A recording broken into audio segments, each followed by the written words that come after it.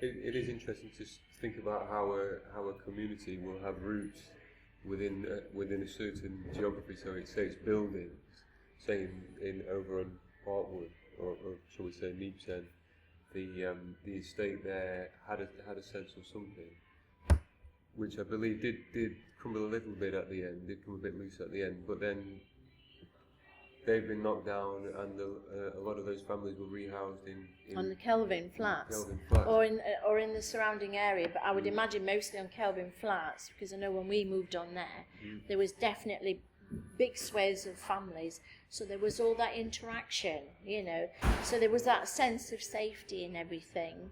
And as I was saying earlier, there was this one bit here where wasn't quite up to scratch, and then the long bit, it was about halfway, where we swept the outside, we cleaned our steps, we cleaned all the walls, we cleaned the windows. In fact, I nearly fell out, and I thought, I'm not doing that anymore.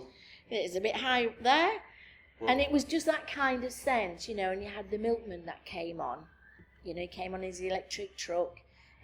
We also had somebody coming on with a trolley, for your rubbish, because we had the sink dispensers for all sorts of stuff. But we also had somebody to come on and collect the other stuff that you couldn't put down this central mouth guzzler thing that we used to have your fingers on.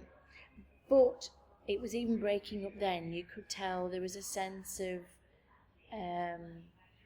vulnerability happening. We were getting quite a few young people coming on with real antisocial behaviour. When skateboarding came on, I was witness to a really horrendous situation, shall I say. There was that, because on the landings it was very loud when you're skateboarding, and we'd gone out once or twice to these teenagers about making a racket, because we'd got young children, and it was waking them up because it really vibrated all the way through. Because the trouble is, although the doors were next to each other, it wasn't necessarily your neighbour, because they were all interactive. It was such a maze of properties. The person who could come out of your door could be somebody who could be living underneath your living room on the floor below, or somebody above. It was such a different interpretation. But the flats themselves were really nice. The bedsits were a bit grotty, but that's a bedsit for you.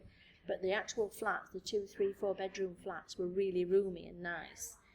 And we'd gone out, and a friend of mine that was on the same landing, she actually went for one of the lads, and they got hold of her and literally held her over the edge.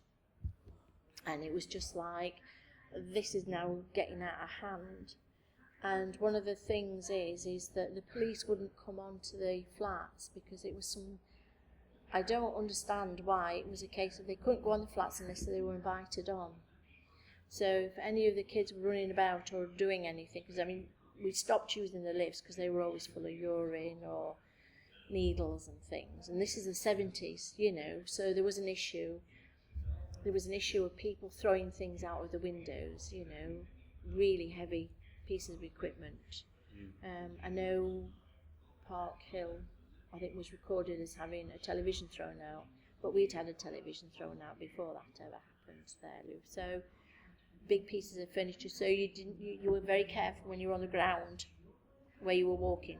You would actually walk under the cover and then get out as far as you could, probably over to where the playground is. What you can see now at the back there, that's the original playground.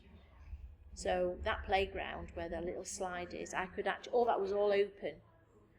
So Fox Road was an open area, playground was, so you could actually see the kids actually playing on the playground and the equipment. So all that was really, really open, so you could actually watch them from your living room windows. And they seemed to be a good set of kids, because, as I said, there were a lot of families. But once those families all started to disperse, it really broke down quite quickly. So I went to school in Crosspool, a place called King Edward. Oh yes, King Ted's, yes. Yeah, that's it. Kelvin Flats was a bit of an urban myth. It was, I knew the two words. Yes. Kelvin Flats. and you were Notorious. A bit, yeah, whenever anyone mentioned it, you were a little bit Wary of yeah, it. a little Yes. bit wary. Yeah, yeah. What are you talking about? What are you talking Kelvin about? Flats? Why is that then? Yes, Luke. But obviously, I mean, since then I've lived in areas where people that have similar reputations, well, not similar reputations, but have a reputation. Yes. And I say, oh, I used to live in Forest Fields in Nottingham or in Radford, and I would say they're lovely areas, but Yes. people who don't live there would sort of put their hands over their mouth and say, you can't be serious. Yes. But they don't understand it, yeah. When you live there, you experience something of the inside, part of that community, because people make their lives in places, don't they? Yeah.